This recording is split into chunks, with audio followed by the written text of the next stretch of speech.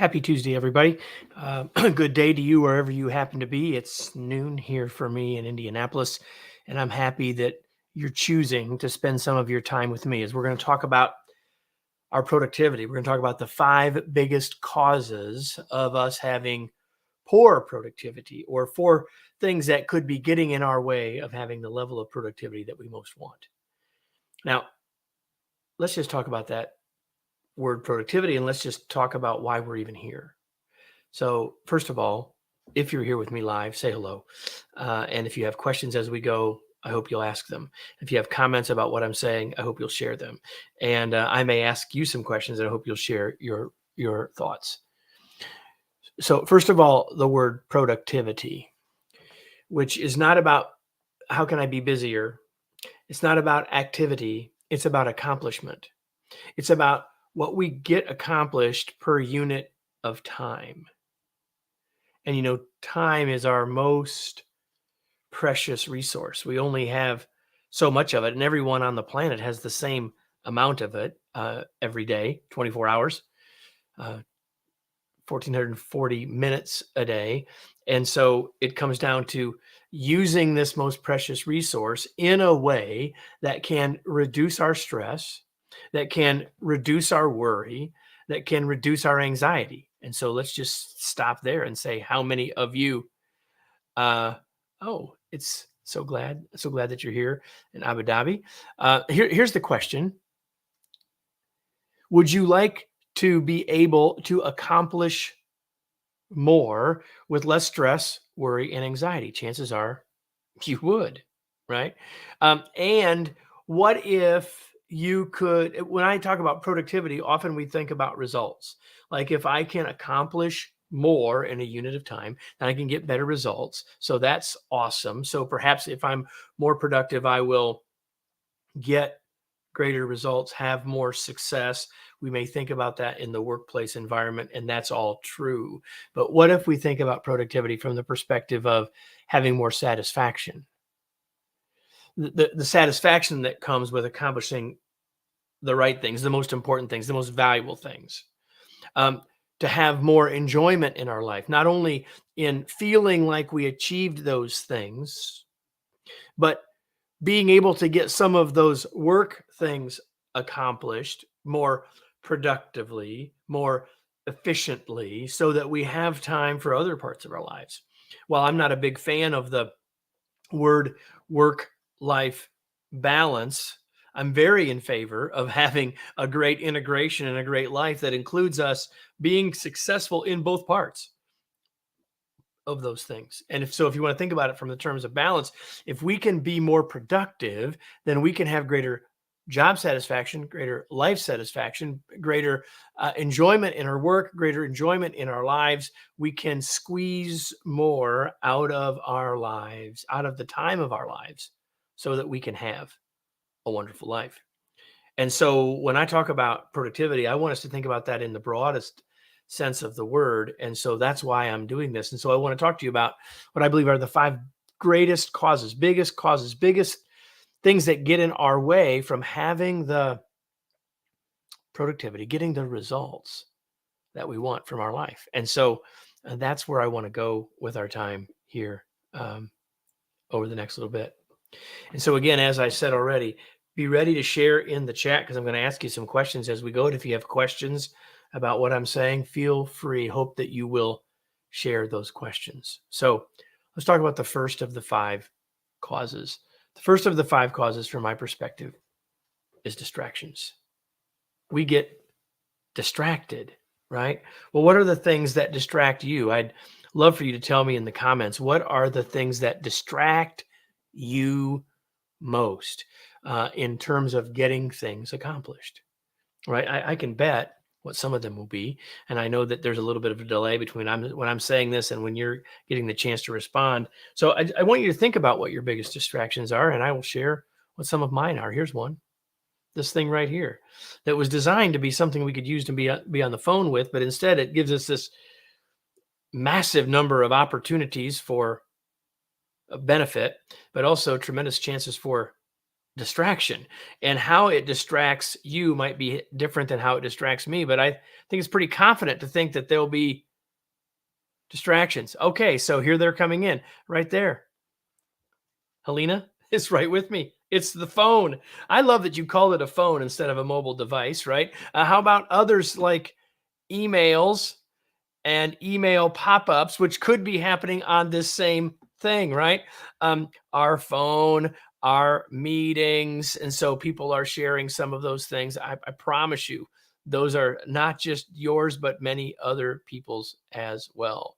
So if we think about distractions, those are the kind of things we think of first, right? And yet there's nothing wrong with those things. Email is a useful part of our lives.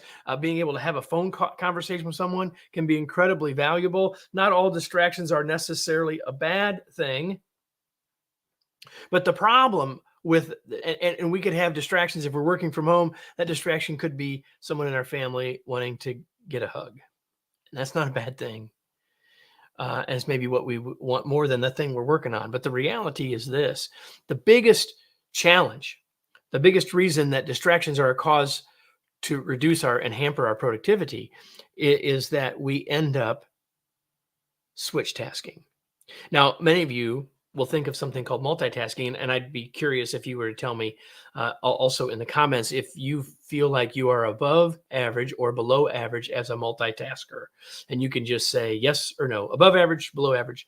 That would be great. I'd love to hear that. But the reality is, as you're thinking about that, the reality is, uh, yeah, so maybe we can use tools like Slack to reach out, maybe to reduce our distractions, Raul, and we use that on our team every day. And yet sometimes that may also be another cause of the distractions because people are sending us those notes.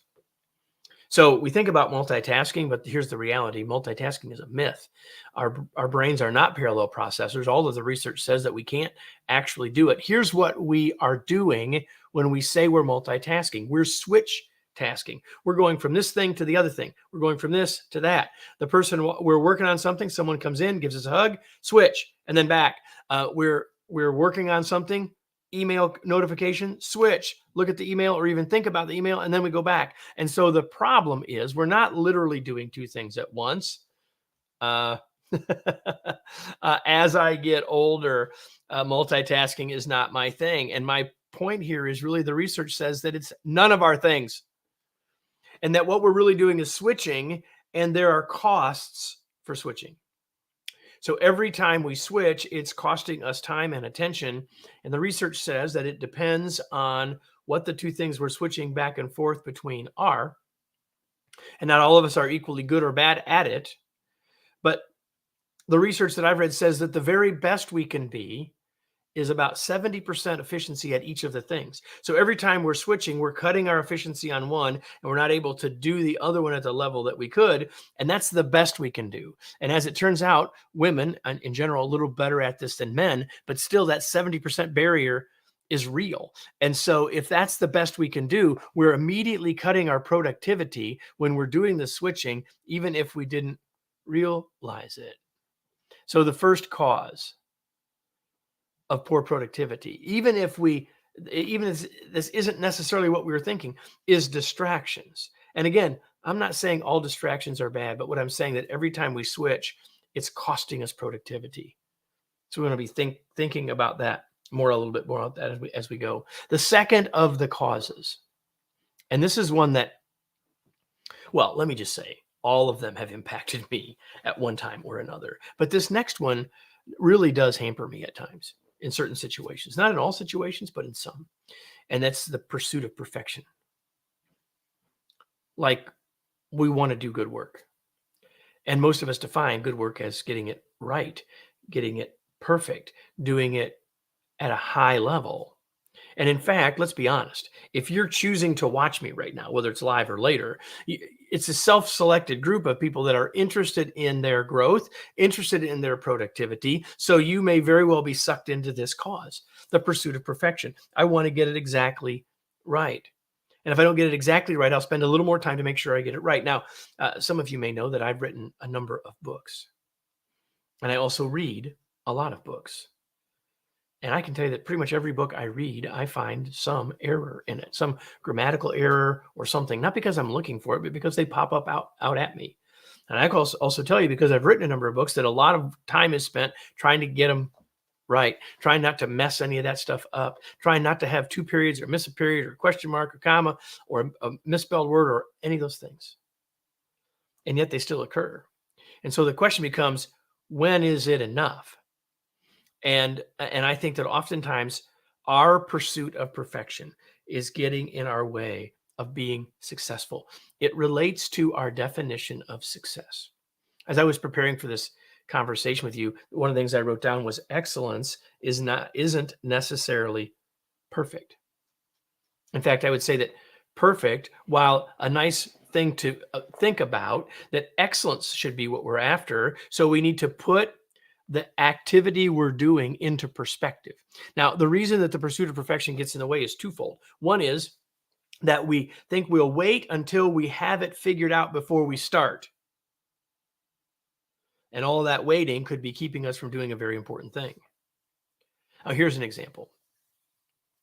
The last time I counted, I have done over 600 interviews / conversations with other people, experts on video. Some of them on audio, but many of them on video, hundreds of them live. And I would like to hope that I'm better at doing those now. I'm doing one of those in a couple of days for our podcast right here on these same channels. I would like to hope that I'm better at that now than I was when I started. I believe I am. I'd like to hope I am.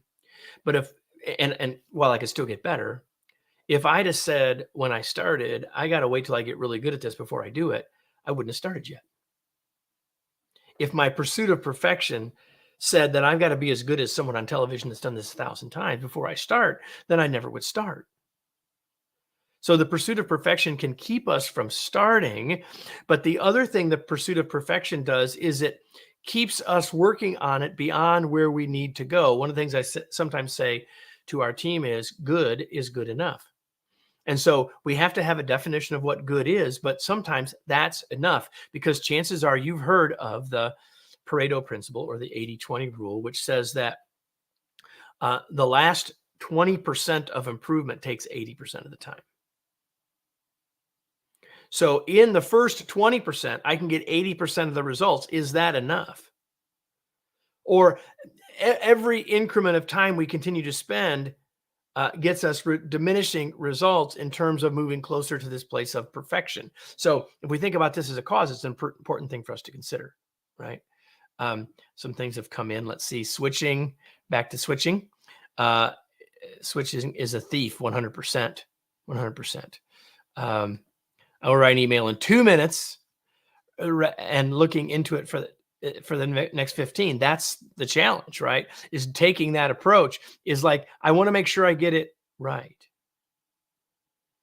And that can get in our way. So far we've talked about two causes. We've talked about distractions as a cause of poor productivity. We've talked about the pursuit of perfection getting in our way. Here's the thing about both of these. Our intentions may be good with both, and yet it gets in our way, taking away from us the chance to accomplish more in any part of our lives, have greater satisfaction and enjoyment, and at the same time, having more stress, worry, anxiety. Like this one right here, major potential cause of worry and anxiety, right? Okay, third cause, overwhelm. You've probably had a big project in front of you and you look at it and there's so many pieces, you don't even know where to start. And so because we're overwhelmed, we don't know where to start. We loop that together with this pursuit of perfection. I don't know what's the right place to start. And let's forget about work for a second. And I'll use an example from me. There have been lots of times in my life that I've felt like I should probably clean my garage. Maybe now is one of those times. But when I walk into the garage and say, man, I need to clean the garage, and then I look at it, I'm like, I don't even know where to start. This is a massive project. I don't know where to start. And here's the thing. The way to deal with overwhelm is to actually start, is to just start doing something, right? So when we're in overwhelm, so let's take the garage example. The best thing I could do is find 2 boxes, and on one of them write Goodwill, and one of them write trash. And like, I'm going to pick something up. Am I keeping it? Am I, am I donating it, or am I getting rid of it? And if I do that with every piece of every item, I can do that with an item. And then I can do that with another item. And then I can do that with another item, right? One item at a time. The way to get over overwhelm is one item at a time. One small step, one small thing, do something to get us started, because uh, the the cause is overwhelm and the solution is momentum, right? So that's our third one. Go to the comments. We got some more things that have come in. People are agreeing with you. Oh, Raul says, yeah, we need to also learn how to say no, which we could need to say with the perfection thing. Do we really need to take it any further? We can say no in relationship to the distractions. And we can also, Raul, uh, say no to the overwhelm, because sometimes we're in the overwhelm because we keep saying yes to people, because we want to be helpful, because we think we can add value, and we keep saying yes, and so now we're in overwhelm. Overwhelm can come not just from the big project, whatever it is, work or life. It can come from the place of, I've just got so many things, so many responsibilities with so many people.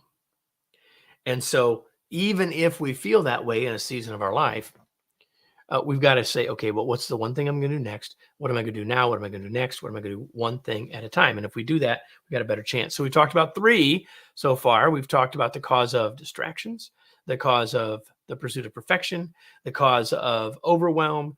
How about number 4? Our environment. Now, as I talk about environment, I'm guessing that many of you are thinking, there's one, Kevin, that you haven't mentioned yet. So I would love in the comments if you think, what's the one that I'm going to say as number 5? Because I'll bet some of you are waiting for that one or wondering why I haven't said it yet. Environment. Is my environment conducive for me being effective? How is my environment aiding me in reducing my distractions, or is it a part of my distractions? Now, a number of you may work in a place, in your workplace, at your office, where there's a lot of distractions. There's noise, there's other people, you've got low cubicle walls, there's also high ceilings, there's lots of noise. That could be a distraction. That environment could cause you challenges. That's possible. Your distractions, maybe I'm working from home, I got all these other things going on, whether there's other stuff in my house, whether that's the noises in the yard, whether that's the street noise, whether it's the other people that I live with. All of those things could be distractions. Our environment matters a lot. What are the distractions? But also, how does my environment allow me to focus or not? The more that I can create my environment that allows me to focus more effectively, the more productive I will be. Oh, and not only that, what about comfort? Am I am I physically comfortable? Ergonomic stuff, right? Do I have a level of comfort in terms of my environment that allows me to be at my best? And when I'm at my best, I have the chance to be more effective, more productive. So that certainly gets in the way. So that means that we need to think about how we can organize or reorganize or even adjust our environment to support our productivity. And I think sometimes we think, well, there's nothing I can do about that. And yet I think even if it's in small ways, there are things we can do. And we have to think about that. How can we minimize the challenges or reduce or eliminate the distractions, things that cause us to lose focus, et cetera, so that we can be more effective related to our environment? Okay. So I've given you 4 of the 5 causes. Here's the 5th cause.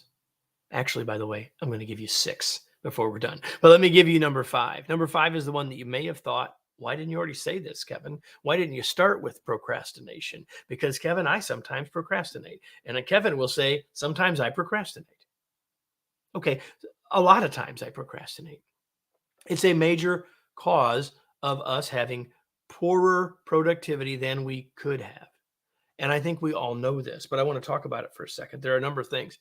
The reason I put it last on this list is perhaps because it's the most important of the causes, but also because many of the things we've already talked about can create the procrastination. The pursuit of perfection can cause us to say, well, I should wait and make sure I get it right before I start. Or I want to make sure I get it right. So, man, I need to think about this more before I start. Now, there's nothing wrong with thinking and planning, but we can use that, lean into that too long, and we're never making progress, right?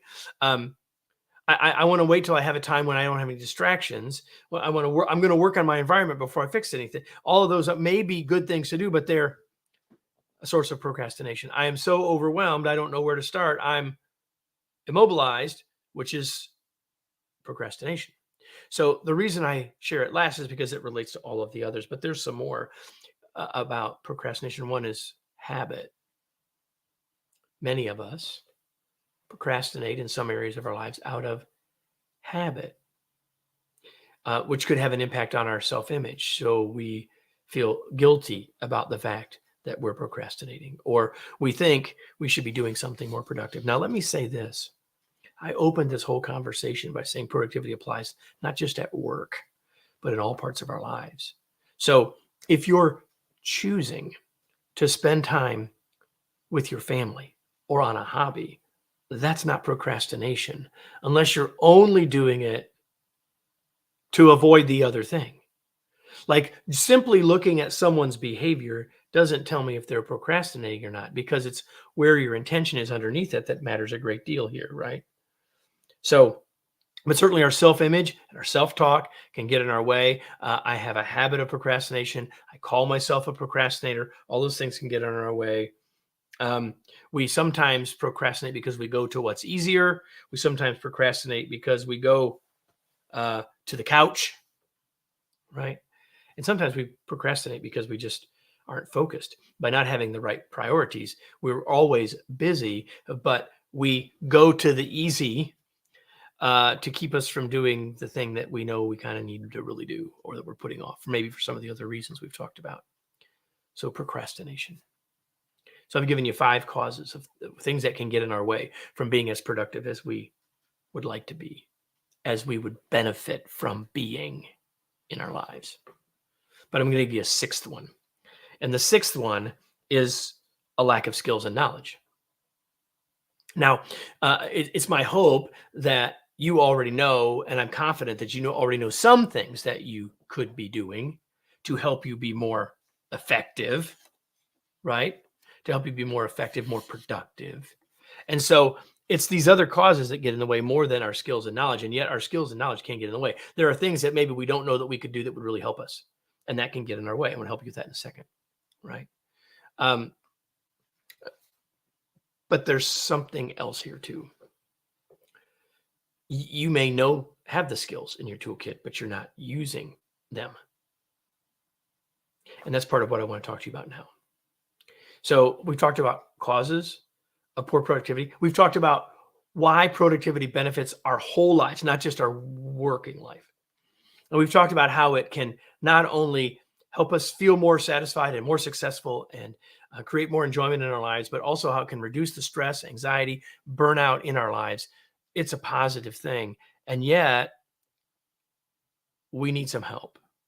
So I want to suggest to you what we call the productivity intensive. We've just created this new learning experience that I want to share with you just very briefly, and I'll point you to where you can learn more. And you can actually learn more by going here. I'll put that up there. You go to kevinikenberry.com/productivity to learn more about what I'm about to say to you. So today I've talked about causes of or challenges for our productivity, which relates to 2 things we've really said. Number 1 is our mindset. How we think about it is a lot of these cause issues, but it's also skill set. So we've got to get our mindset right to understand why being more productive is useful to us, as well as believing and understanding what we can do, and then having the skills to do it. But not just those 2 things, but also the habit set that we actually can apply consistently, the things we know that will work. And if we consistently apply those things, we have a better chance of ultimate success. So that's why this productivity intensive is designed to take place over 45 days. It's meant to help you build the habit. It's actually meant to help you build the mindset, the skill set, and the habit set. I'll talk about all 3 of those in a second. And here's what happens. You go to kevinikenberry.com/productivity, and you will learn all about what I'm about to describe to you. But fundamentally, you're going to get a number of things to help you. This is what we would call blended learning. A lot of different ways to help you think about this. Number 1 is you're going to immediately get 4 videos that I recorded from this very seat about to help you think through how to be more productive, why to be more productive, and start to give you not work on further on the mindset, but also on the skill set to help you do it. But we also give you 14 days immediately to work on the habit set. And the habit set is how do I program productivity into my day, into my mind every day? And that's with what we call the productivity prompts. So each day you for 14 days, you're given 14 of these prompts where the intention is that you ask yourself that question. You take that action that day to help you be thinking about your productivity, to help you take a specific action in relationship to it right away. So if you go and take advantage of this learning experience, you get access to those 4 videos and to those first 14 prompts immediately. We love I'd love to have you get started. You can get started right away. Then, in a few weeks, there's a live component to this, but when that starts, you're going to get another 31 prompts. So ultimately, you have a 45-day series of productivity prompts to help you be thinking about, working on, and improving your productivity every day, building habit sets so that what I believe is that after 45 days, you'll be more productive for the rest of your life. And so if I could make you that promise in 45, if you commit to this for just a short amount of time every single day, in 45 days, you'll be more productive for the rest of your life. In fact, I'll guarantee that. In fact, if that's not true for you when you're done, then I'll happily give you your money back. Well, I'll be sad that you don't feel that it helped you, but we'll give you your investment back 100%. And you'll still have access to all the content. Now, not just the prompts, though. You're also going to get access to our Remarkable Productivity Masterclass, which we recorded a year or 2 ago, that's designed to help you step by step work on all the pieces of being more productive. Skills at every video, short videos, 4 minutes to say 8 minutes long, all designed to take you through the process of being more productive. So you're going to get that access to that. You're also going to get access to being a part of a LinkedIn group so that you can interact with other people that are on this journey with you. And perhaps you might want to invite someone to come with you so you can be together in this as accountability partners. But you don't have to do that because you're not alone, because you can join the LinkedIn group where I will be participating. Questions can come up, ideas can be shared, resources can be shared. We can encourage each other. I'll be participating and along with you. I'll be on this journey with you. I'll be doing the prompts with you too, right? And there'll also be a live Q&A call that I will do. We'll do a Zoom call where all of the folks that are on this journey together will come together. You can ask me any question you want. I can coach you in the group over the course of whatever time it takes, but nominally an hour, where we'll come together to help you with the specific challenges that you have, to get encouragement from others, to get encouragement from me, etc. So it's 45 days. It's a productivity intensive. It's not a training course. It's a learning journey to help you build your productivity 45 days in a row. And so notice too that once you have these things, you can repeat the journey on your own as long as you want.